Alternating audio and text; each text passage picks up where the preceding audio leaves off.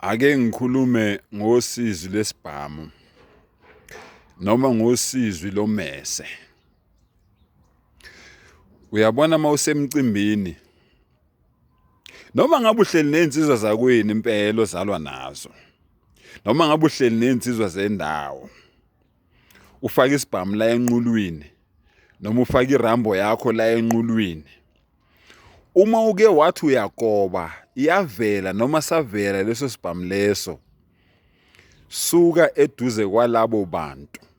Masike savela nje basibona, bakutshela bathi hey ndoda fihla, same time sukuma usuke eduze kwalabo bantu labo, uhambe uye ekhaya, ufike ukhiphe isibhamu sakho usivalele sisefeni usikhiyele. Mawusafuna ukubuyela emuva noma leyo rambo yakho noma leyo jungle yakho leyo oyiphethe, uhambe uye ekhaya, ufike uyishiye ekhaya edrowini la ehlala khona noma phansi komqamelo, bese uyabuya ke uzohlala nalezo insizwa lezo.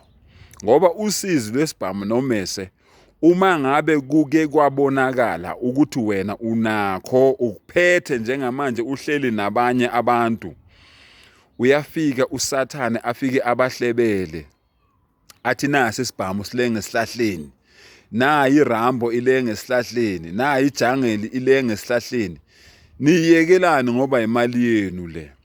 Uhleli nabo nje wena la, awusahlelanga nabo, usuhleli nohodoba asebekucabangela ukuthi ukuze bathole lesibhamu lesi, ukuze bathole le rambo le, ngoba irambo yi-1200 esitoro, nezibhamu zingo-3000, ezinye zingo-4000, ezinye zingo-10000, kuya ngokuthi isibhamu bani.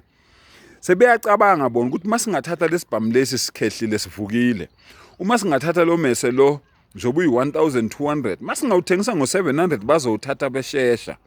Sebeyacabangela, uhleli nabo wena awukucabangi lokho ngoba okanina bakho, abazala bakho, ogazi lakho, abafowenu, insizwa zasendaweni eyodwa, nisemcimbini nonke, nisejajini nodwa, mhlambe umkhehlo, mhlambe umbondo, whatever lapho enikhona la nihlangane khona.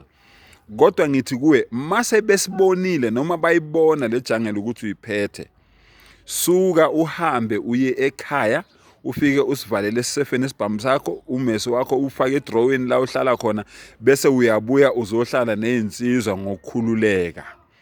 Ngoba ngiyaphinda futhi, uma ngabe beke basibona, usenkingeni enkulu kodwa wena awazi, nesidumbu sakho singaphuma lapho, ngoba njengoba sebesifuna bayazi ukuthi futhi ngeke uvume ngaso noma ngeke uvume ngalo mese wakho.